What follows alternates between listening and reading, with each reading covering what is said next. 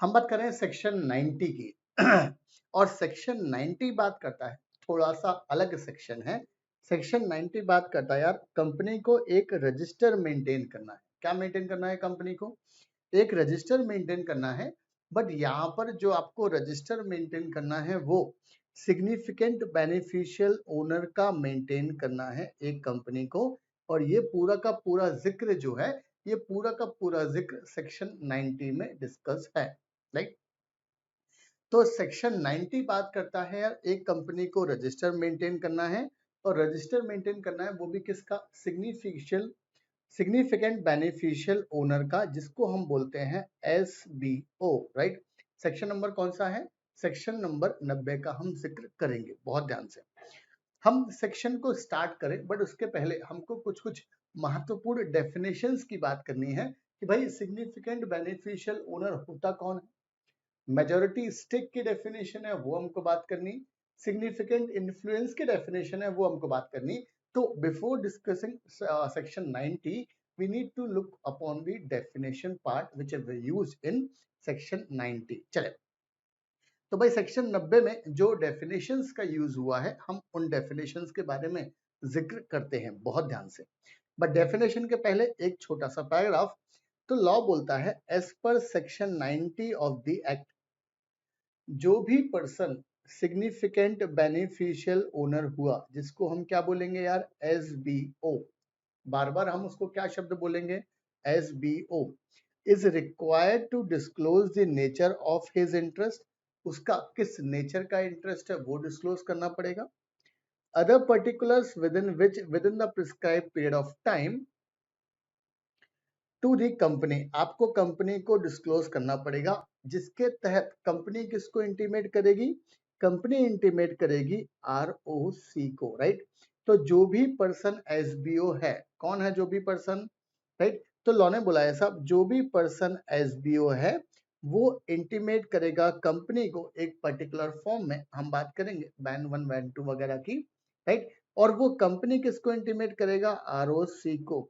नहीं इंटीमेट करा, यहाँ इंटीमेट नहीं करा, या यहाँ इंटीमेट नहीं करा, यहाँ पर जमाने भर की पेनल्टी का जिक्र है, पेनल्टी का क्लॉज है। सेक्शन नंबर कौन सी बात कर रहे हैं यार? सेक्शन नंबर 90 की हम बात कर रहे हैं, राइट। चले, तो सबसे पहले हम बात करें यार डेफिनेशन, और डेफिनेशन किसकी? SBO बोले तो सिग्निफिकेंट बेनिफिशियल ओनर, बहुत ध्यान से। Definition of significant beneficial owner, तो लॉ ने बोला the term significant beneficial owner, हम पहले थ्योरी नोट से पढ़ रहे हैं, चार्ट से बाद में देखेंगे। ये सेक्शन में डेफिनेशन पार्ट इंपॉर्टेंट है, शब्द टू शब्द वो इंपॉर्टेंट है, इसलिए पहले हम इसमें थ्योरी से पढ़ेंगे तो ज्यादा समझ में आएगा आपको। इन्होंने बोला the term significant beneficial owner means has been defined, section 90 में डिफाइंड है, पता है हमको।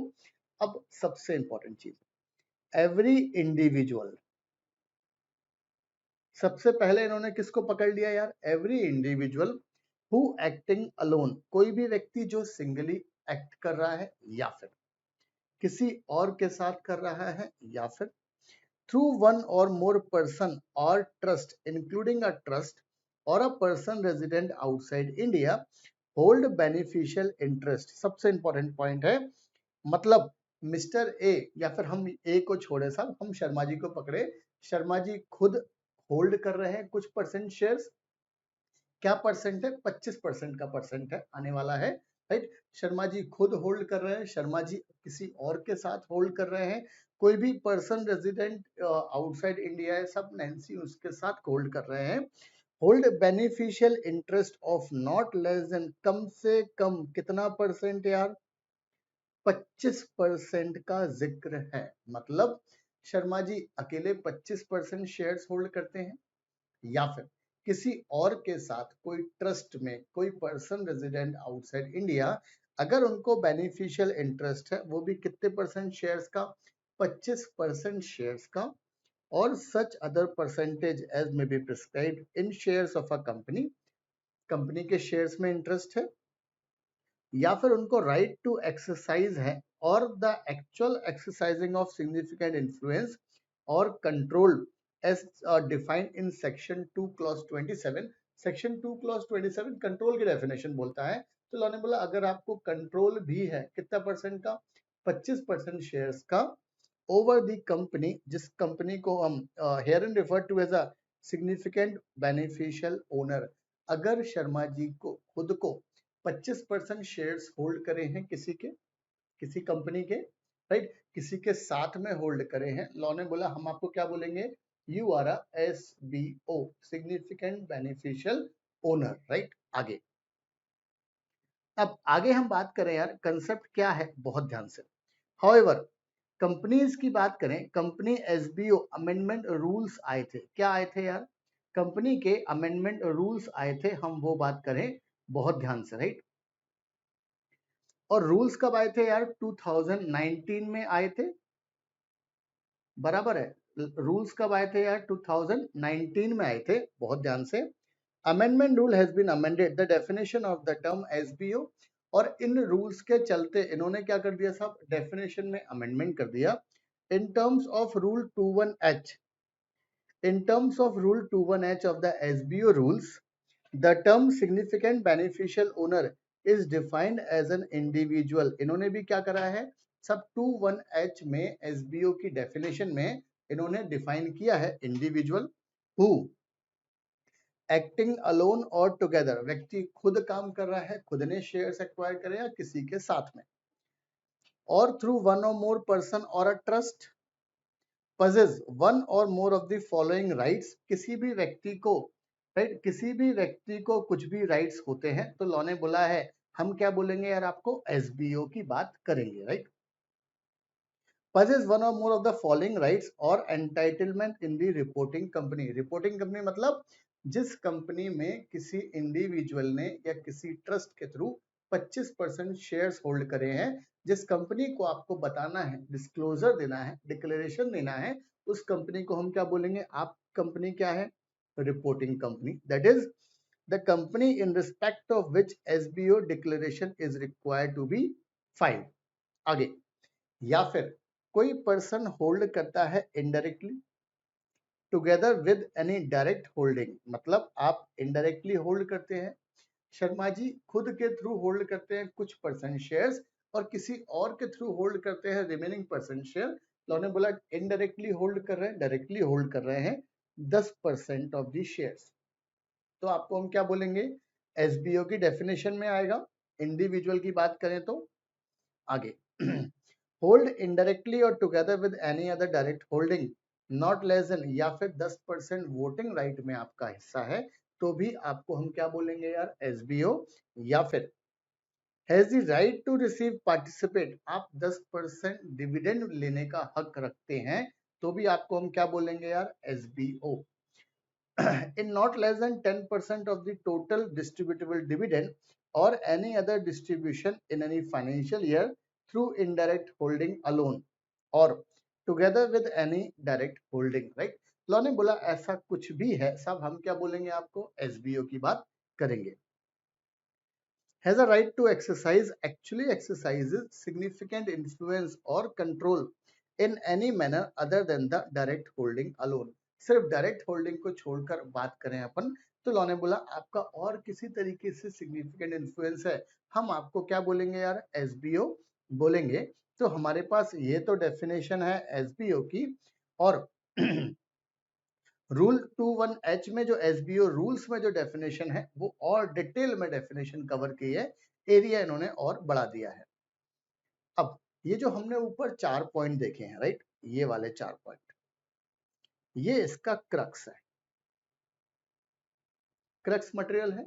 वो क्या बोल रहा है, इन सिंपल टर्म SBO, हम उस इंडिविजुअल को SBO कहेंगे हु ईदर अलोन और together with any other person, individual, trust, entitlement in the reporting company, आप 10% शेयर्स एक्वायर कर रहे हैं, हम आपको SBO कहेंगे। 10% वोटिंग राइट एक्वायर कर रहे हैं, हम आपको SBO कहेंगे। आपको 10% डिविडेंड लेने का हक है, बोथ इनडायरेक्ट और direct holding right taken together, such individual exercising significant influence, law ने बोला है उस रिपोर्टिंग कंपनी पर हम आपको क्या बोलेंगे यार, SBO बोलने वाले हैं, ये हमारी चीज काम की है। The amended rules further explain that if an individual does not hold any indirect right or entitlement as mentioned in 1, 2, 3 above, he will not be considered. मतलब ये डेफिनेशन के लिए आपके पास इनडायरेक्ट होल्डिंग कुछ ना कुछ होना चाहिए। मतलब अगर आप सब कुछ डायरेक्टली होल्ड करे हो शेयर्स में तो लॉ ने बोला उसको हम नहीं मानेंगे। मतलब 25% जो होल्डिंग है या फिर इस एग्जाम्पल में या इन पॉइंट्स में 10% of the paid up share capital है, खुद अकेले होल्ड करे हो तो आपको हम एसबीओ की डेफिनेशन में रूल्स के हिसाब से बाहर कर देंगे। फिर से पढ़ें। The amended rules further explain that if an individual does not hold any indirect right, आपको indirect right बिल्कुल नहीं है, आपने जो भी है वो खुद के नाम पे ही शेयर्स एक्वायर करे हैं। एंटाइटलमेंट इनडायरेक्ट नाम पे नहीं है, चाहे जो जो 1 पे लिखा हो शेयर कैपिटल वाला, वोटिंग राइट वाला, डिविडेंड वाला, above he will not be considered as a significant beneficial owner। ऐसे व्यक्ति को हम significant beneficial owner नहीं कहेंगे। अब तो हमने बात की यार सिग्निफिकेंट बेनिफिशियल ओनर की डेफिनेशन की, तो ये वाली जो डेफिनेशन है आपको ये दी रखी साहब सेक्शन 90 में, और ये डेफिनेशन है ये है आपके रूल्स में, राइट। रूल 21H ये बात करता है। आगे चले। अब एक और शब्द आया हमारे पास, सिग्निफिकेंट इन्फ्लुएंस। कंसेप्ट क्या है? Significant influence. The term significant influence was previously not defined specifically for the rules. Hence, to provide clarity, the following definition has been inserted through the SBO rules. सब significant influence पहले define नहीं था, इसलिए इन्होंने क्या करा यार, SBO के रूल्स में शब्द डाल दिया। कौन सा वाला? कि भाई significant influence मतलब क्या। बहुत ध्यान से। Significant influence means the power to participate। आपको पावर टू पार्टिसिपेट है डायरेक्टली या इनडायरेक्टली, कहां पर? इंपॉर्टेंट चीज है, in the financial operating policy decisions of the reporting company, but is not control or joint control of those policy. मतलब जब भी फाइनेंशियल पॉलिसी पर डिसीजन हो रहा हो या ऑपरेटिंग पॉलिसी पर डिसीजन हो रहा हो, लॉ ने बोला आपको पार्टिसिपेट करने का अधिकार है उस डिसीजन मेकिंग प्रोसेस में। तो हम क्या बोलेंगे? आपको सिग्निफिकेंट इन्फ्लुएंस है उस कंपनी पर। एक और डेफिनेशन है यार, मेजॉरिटी स्टेक। और बॉस मेजॉरिटी जब हम वर्ड यूज करते हैं तो मोर देन 50% की बात करते हैं, मतलब 51% मेजॉरिटी है।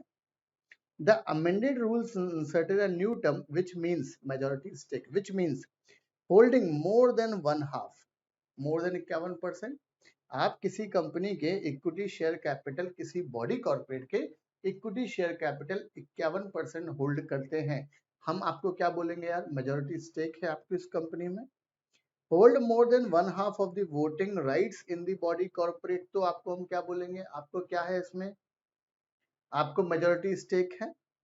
Having the right to receive or participate in more than one half of the distributable dividend or any other distribution by the body corporate, law ने बोला हम क्या बोलेंगे आपको? आपको क्या है इसमें?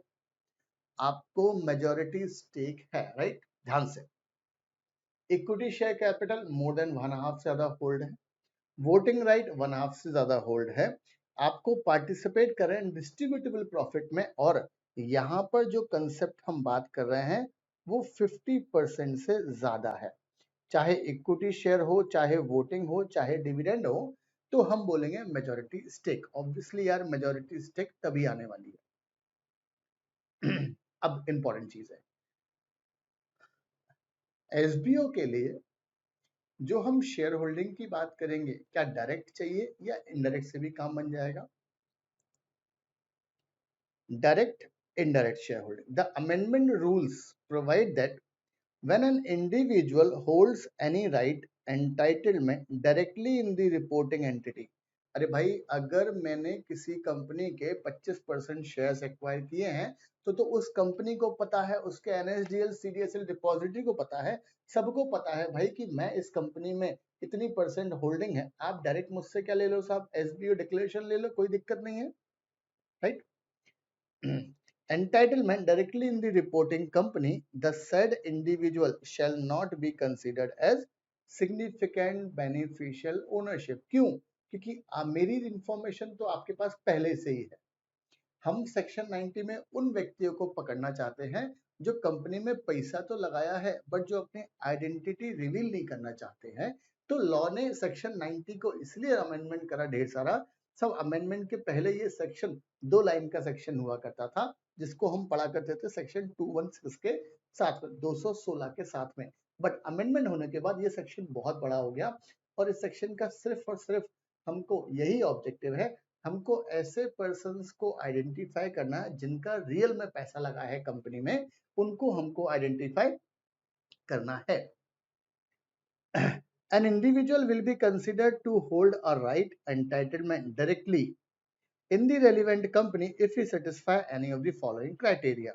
अगर इनमें से क्राइटेरिया कोई भी फुलफिल करता है तो वो जो सिग्निफिकेंट होल्डिंग है वो कंटिन्यू रख सकता है। पहला, the shares in the relevant company representing such right entitlement are held in the name of such individual. आपके नाम पे वो शेयर्स हैं, बहुत बढ़िया। The individual holds acquire a beneficial interest in the shares of the relevant company under section 89(2) beneficial owner वाला and has made a declaration in this regard to the relevant company। और वो MGT 45 वाला जो हमने जिक्र किया था section 89 में, वहां डिक्लेरेशन दे दी है। तो लॉ ने बोला कोई दिक्कत नहीं है हमको। Indirect share holding is when a share holder is. अब इनडायरेक्ट शेयर होल्डिंग कब होती है? तो लॉ ने बोला जब शेयर होल्डर कोई बॉडी कॉर्पोरेट है। अरे भाई बॉडी कॉर्पोरेट में पता नहीं है ना ये नाम किसका लगा है, सब कंपनी बना लिया आपने, पैसा डाल दिया, अब वहां पर पैसा किसका लगा है ये आइडेंटिफाई नहीं हो पाएगा।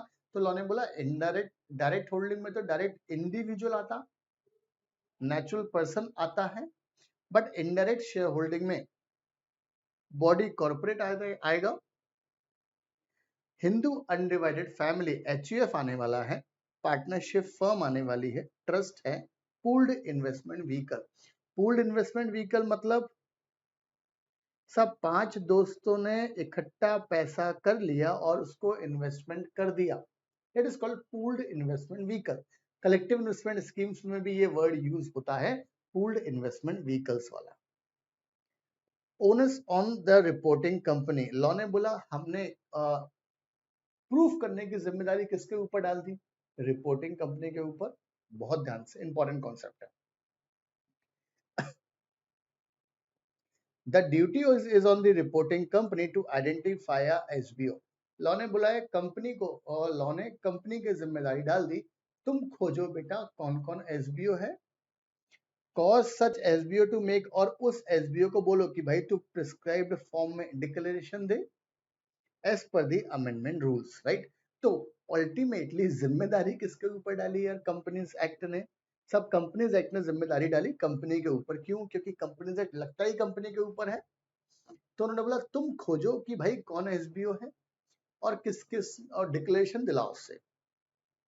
Also according to section 90 of the act read with amended rules every company shall, compulsory है, एवरी कंपनी शेल।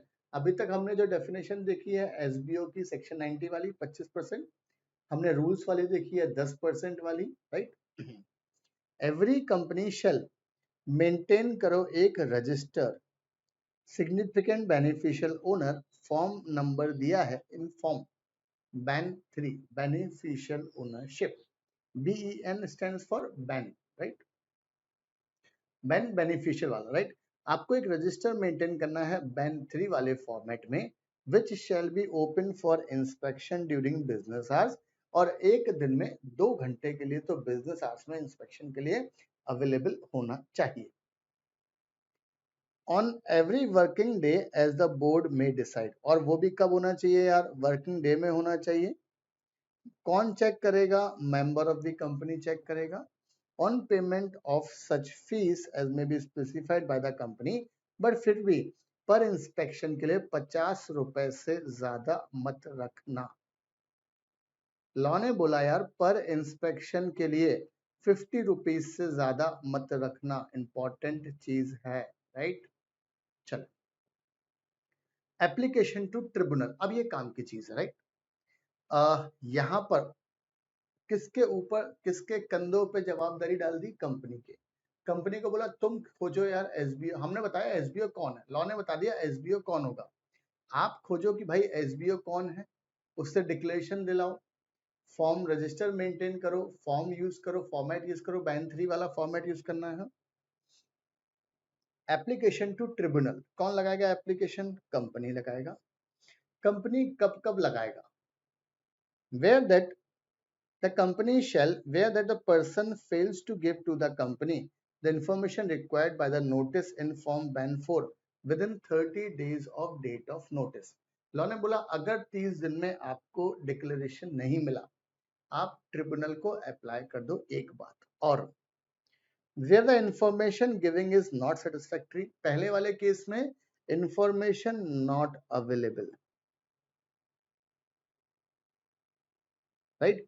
और यहाँ पर जो दिए इंफॉर्मेशन वो सेटिस्फैक्ट्री नहीं है, जो इंफॉर्मेशन दी गई है वो इंफॉर्मेशन सेटिस्फैक्ट्री नहीं है। बहुत ध्यान से, कंपनी को जिम्मा दिया है सब सेक्शन 7 में, सेक्शन 90 सब सेक्शन 7 में कंपनी को बोला है कि भाई आप ट्रिब्यूनल को अप्लाई करो। और ट्रिब्यूनल को अप्लाई करने के लिए कब कब है ऑप्शन? अगर वो पर्सन ने इंफॉर्मेशन नहीं दी है 30 दिन में, बैन 4 में, और या फिर इंफॉर्मेशन दी है बट वो सेटिस्फैक्ट्री नहीं लग रही किसको? कंपनी को। तो कंपनी अप्लाई करेगी ट्रिब्यूनल को 15 डेज के अंदर। और 15 डेज कब से स्टार्ट होंगे? जितना वक्त एक्सपायरी जो नोटिस में लिखा है वो नोटिस वाला टाइम पीरियड आपका एक्सपायर हो गया, वहां से 15 डेज में आपको क्या करना है? अप्लाई करना है ट्रिब्यूनल को एक बार। For an order directing that the shares in question be subject to restriction with regard to transfer of interest।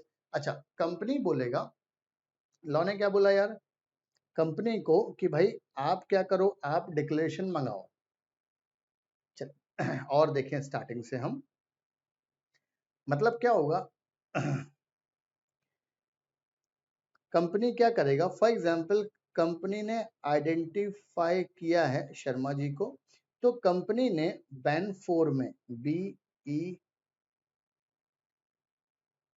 Company ने शर्मा जी को BEN 4 में 30 दिन का नोटिस दिया कि आप डिक्लेरेशन सबमिट करो। 30 दिन निकल गए, शर्मा जी डिक्लेरेशन सबमिट नहीं की, या फिर उन्होंने दी है बट वो सेटिस्फाइड नहीं है, तो कंपनी अप्लाई करेगा किसको? ट्रिब्यूनल को।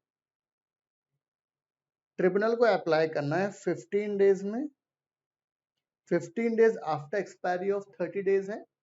और ट्रिब्यूनल को अप्लाई करके क्या बोलेगा कि सर आप शर्मा जी को ट्रांसफर ऑफ शेयर्स का रिस्ट्रिक्ट कर दो राइट। डिविडेंड की बात मत करो, कोई भी राइट वगैरह है ये सारे के सारे राइट को रिस्ट्रिक्शन कर दो। Apply to tribunal within a 15 days of the expiry of the period specified in the notice for such order directing that shares in question be subject to restriction with regard to transfer of interest। सब शर्मा जी ये shares किसी को transfer नहीं कर पाएंगे। Suspension of the right to receive dividend, वो tribunal को बोलेगा कि सर आप ऑर्डर कर दो कि इनको डिविडेंड लेने का अधिकार नहीं है, क्यों? डिक्लेरेशन नहीं दिया इन्होंने। और any other distribution in relation to shares in question, या कंपनी और कुछ डिस्ट्रीब्यूट कर रही है, बोनस शेयर दे रही है, राइट शेयर दे रही है, लॉ ने बोला हर चीज के लिए मना कर दो।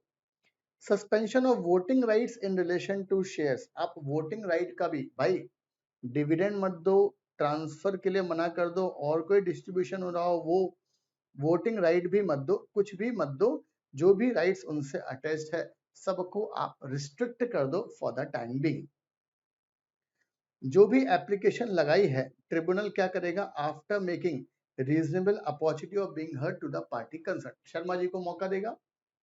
अरे भाई ट्रिब्यूनल के सामने आपने अप्लाई करा है तो ट्रिब्यूनल क्या करेगा? शर्मा जी को अपॉर्चुनिटी ऑफ बीइंग हर्ड देगा। Make such order restricting the right attach to the share, और ट्रिब्यूनल अपना ऑर्डर जब से एप्लीकेशन मिली है तब से 60 दिन के अंदर ट्रिब्यूनल अपना, भैया 15 दिन में कंपनी फाइल करेगा expiry of the time period of notice से 60 दिन के अंदर ट्रिब्यूनल अपना ऑर्डर देगा। अब चाहे तो रिस्ट्रिक्शन का देगा, चाहे तो मना कर देगा। द कंपनी और the person aggrieved by the order of tribunal. अब क्या होगा यार, ट्रिब्यूनल ने ऑर्डर दिया, फॉर एग्जाम्पल ट्रिब्यूनल ने ऑर्डर रिस्ट्रिक्शन का दिया तो वो शर्मा जी को समस्या है। रिस्ट्रिक्शन का नहीं दिया तो किसको समस्या है यार, कंपनी को समस्या है। Make an application for tribunal to relaxation or lifting of restriction place. 1 साल के अंदर वो व्यक्ति जो है, वो पर्सन जो है, जो शर्मा जी जिन्होंने डिक्लेरेशन नहीं दी है, 1 साल के अंदर वो बोल देंगे, सब एप्लीकेशन लगा सकते हैं किसको, ट्रिब्यूनल को।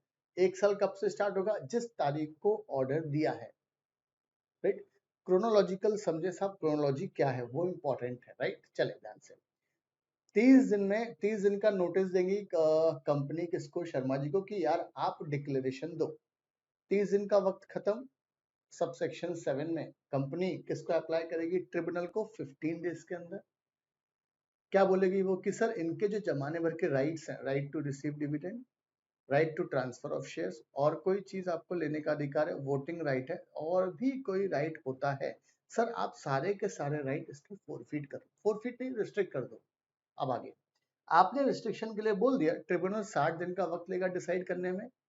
फॉर एग्जांपल ट्रिब्यूनल ने रिस्ट्रिक्शन का डिसीजन दिया, तो लॉ ने बोला यार उसके अगेंस्ट में उसको चैलेंज करने के लिए वो 1 साल का वक्त दिया है लॉ ने आपको, और आप चैलेंज नहीं करोगे, आप रिक्वेस्ट करोगे ट्रिब्यूनल को कि सर थोड़ी सी रिस्ट्रिक्शन कम कर दो यार, डिविडेंड तो लेने दो। प्रोवाइडेड दैट अगर कोई एप्लीकेशन फाइल नहीं करी गई है 1 साल के अंदर उस डेट से जिस डेट से ऑर्डर दिया गया है, without any restriction to the authority, तो लॉ ने बोला ये जो पड़ा है, बोनस शेयर्स मिला था, डिविडेंड मिला था, राइट इश्यू मिला था, और कोई बेनिफिट मिला था, इसके लिए हम याद करेंगे सेक्शन 125 सब सेक्शन 5 को, बोले तो आईईपीएफ में ट्रांसफर कर दो। आगे, every reporting company shall give notice in form BEN 4 to any person. अब ये वाली चीज अलग है यार, और ये वाली चीज और मजेदार है, राइट। ये वाली चीज और मजेदार है, बहुत ध्यान से। अभी तक हमने क्या बात की है, हमने एक डेफिनेशन देखी एसबीओ की, 25% होल्डिंग वाली, अकेले ने किसी के साथ में, कोई ट्रस्ट में, कोई पर्सन रेजिडेंट आउटसाइड इंडिया के साथ में, कॉन्सेप्ट खत्म। फिर हमने रूल्स में एसबीआई वाली देखी, 10-10% वाली, राइट, दोनों डेफिनेशन एसबीओ वाली है। अब फिर हमने इन्फ्लुएंस, सिग्निफिकेंट इन्फ्लुएंस की डेफिनेशन देखी है। फिर हर पर्सन जो है सब वो कंपनी के कंधों पर है कि आप ऐसे व्यक्ति को आइडेंटिफाई करो और उनसे डिक्लेरेशन आपको लेना है। डिक्लेरेशन दे दिया, बात कहानी खत्म। नहीं दिया तो सबसेक्शन 7 में है कि भाई आप ट्रिब्यूनल को ऑर्डर करके रिस्ट्रिक्ट कर दो जमाने भर के राइट्स उनके। यहां तक कहानी सिंपल है। अब बट अब जो कंसेप्ट है ये बहुत ज्यादा मजेदार है। कंसेप्ट क्या है वो बात करें। लॉ ने बोला एवरी रिपोर्टिंग कंपनी नोटिस देगी बैन 4 में to any person whom the company knows or has reasonable cause to believe that to be a significant beneficial of the owner of the company। यहां पर क्या बोल रहा है, कंपनी को लग रहा है कि यार शर्मा जी क्या है, एसबीओ हैं, तो शर्मा जी को फर्स्ट पॉइंट में नोटिस देगी बैन 4 में,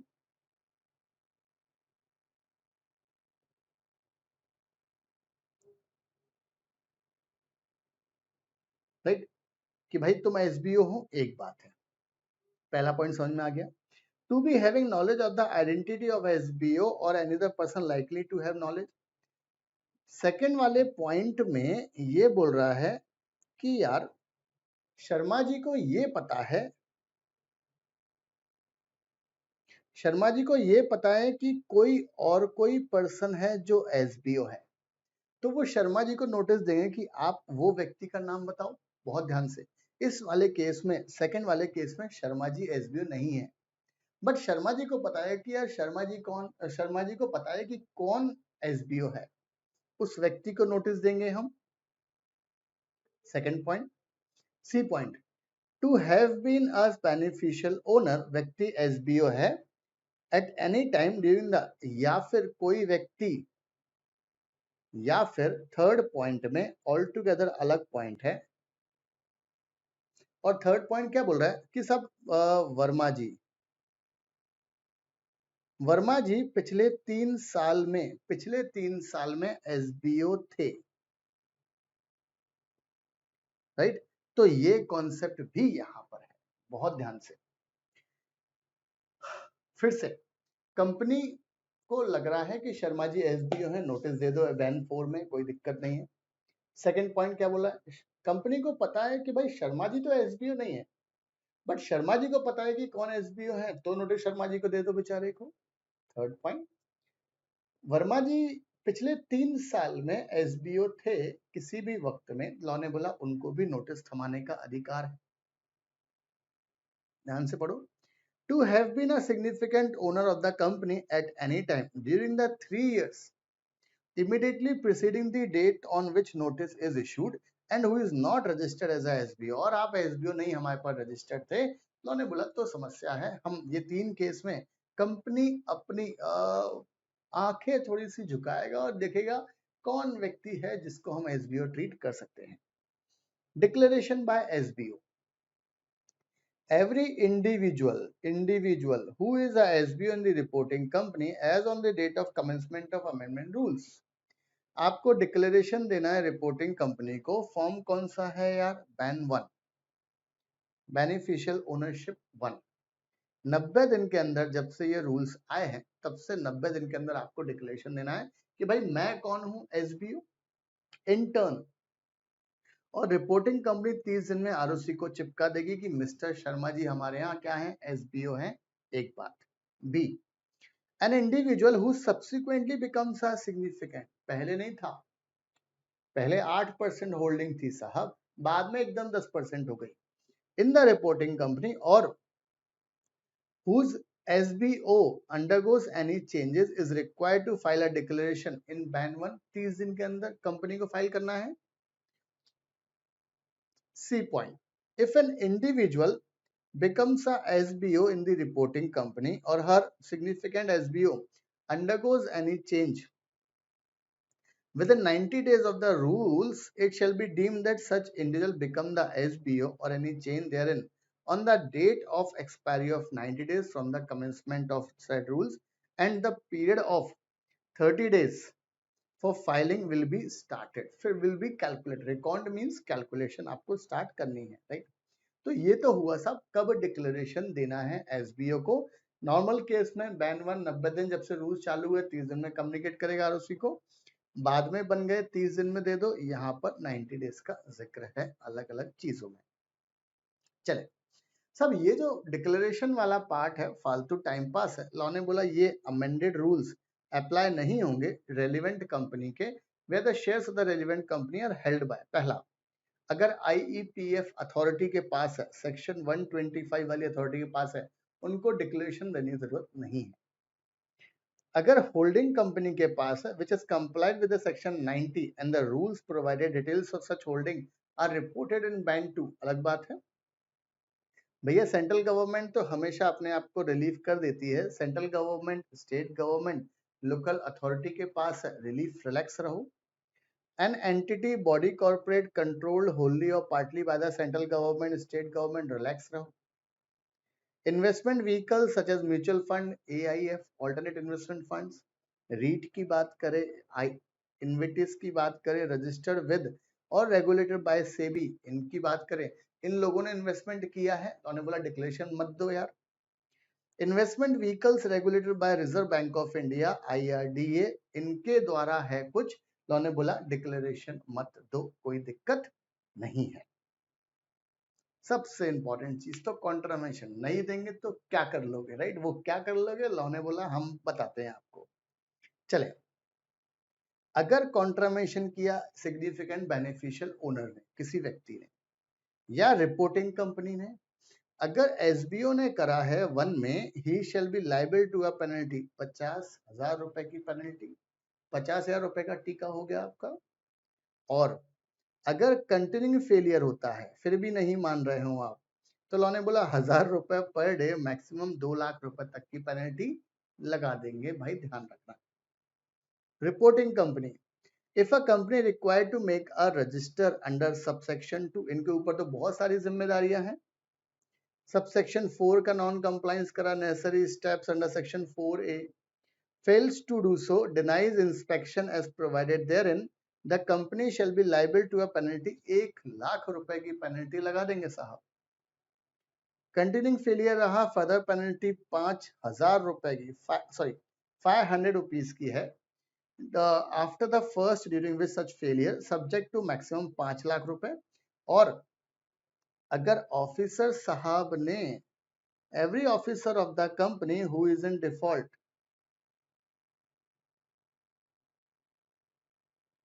ओके ये पहन लेते हैं, every officer of the company who is in default, तो पेनल्टी 25,000 रुपए, और कंटिन्यूइंग फेलियर है तो 200 rupees per day subject to maximum 1,00,000 रुपए की पेनल्टी लगा देंगे आपके ऊपर, राइट। तो ये कंसेप्ट है यार एसबीओ वाला, जो यहाँ तक हमने बात की है। कॉन्ट्रावेंशन या तो कंपनी ने किया या ऑफिसर इन डिफॉल्ट है, प्रोविजन 90 कंपाउंडेबल है, पहली बात तो टेंशन वाली बात नहीं है, फाइन वाइन देकर छूट सकते हो। Where the SBO or its officer in default intentionally furnishes, भाई अगर आपने इंटेंशनली दिक्कत दी है तो उन्होंने बोला सेक्शन 447 पनिशमेंट फॉर फ्रॉड वाला लगा देंगे हम। एग्जम्पशन टू गवर्नमेंट कंपनी की बात है, गवर्नमेंट कंपनी को एग्जम्प्ट करा है जिस कंपनी ने सब कुछ बराबर फाइलिंग वगैरह की है, राइट, उस कंपनी को हमने एग्जम्प्ट किया है। तो ये है हमारा सेक्शन 90 का हमने बात जो की है। अब हम चार्ट से एक बार थोड़ा सा फटाफट इसको रिवाइज जैसा कर लेते हैं। भाई सेक्शन 90 बात करता है रजिस्टर बनाओ एसबीओ वाला। एवरी इंडिविजुअल जो खुद हो रहा है किसी के साथ में, या ट्रस्ट या कोई पर्सन रेजिडेंट आउटसाइड इंडिया, और आपकी होल्डिंग कितनी है 25% से ज्यादा है, लॉ ने बोला हम सिग्निफिकेंट बेनिफिशियल ओनर बोलेंगे। आपको डिक्लेरेशन देनी है, नेचर ऑफ इंटरेस्ट वगैरह वगैरह सब देना है information. Provided that the central government में प्रिस्क्राइब क्लास ऑफ कंपनी जिनको एग्जम्प्ट कर सकता है। Every company shall maintain a resistor of interest declared by individual, सारी डिटेल रखो। वो रजिस्टर का इंस्पेक्शन होगा मेंबर के द्वारा। एवरी कंपनी आपको रजिस्ट्रार को फाइल करनी है इंफॉर्मेशन, और हर कंपनी आइडेंटिफाई करेगी स्टेप्स उठाकर कि भाई कौन कौन एसबीओ है। कंपनी, अब समस्या, ये शक वाली बात है, right. Company shall give notice to any person whether or not the member of the company, भले ही वो व्यक्ति मेंबर हो या ना हो। पर्सन को बोला इधर आ भाई, तू तेको लग रहा है, हमको लग रहा है कि तू एसबीओ है, whom the company knows or has reasonable cause to believe, कुछ ना कुछ प्रूफ होना चाहिए यार। शर्मा जी एसबीओ है, शर्मा जी तो नहीं है, बट शर्मा जी की नॉलेज में कौन, उन्हें पता है कौन एसबीओ है, उसका नाम बताओ। या वर्मा जी पिछले 3 साल में एसबीओ थे, वही वाला पॉइंट है। और रजिस्टर्ड नहीं है एज अ एसबीओ, तभी आपसे हम बात कर रहे हैं। The information required by this notice as required above shall be given to the concerned person, 37 दिन के अंदर। कंपनी शेल, अगर पर्सन ने इंफॉर्मेशन नहीं दी, सेटिस्फैक्टरी नहीं दी, 15 डेज में ट्रिब्यूनल को अप्लाई करेगा, और ट्रिब्यूनल 60 दिन में अपना ऑर्डर देगा। और ऑर्डर में क्या बोलेगा कि भाई रिस्ट्रिक्ट कर दो, और वो 1 साल में 1 साल का रिलैक्सेशन पीरियड का जिक्र है। 1 साल में नहीं करा तो सब बेनिफिट आईपीएफ में ट्रांसफर 125 में। और फिर पेनल्टी का जिक्र है, अगर आपको एसबीओ को डिक्लेरेशन देना था 50,000 रुपया, 1,000 रुपए पर डे, मैक्सिमम 2 लाख रुपए तक का।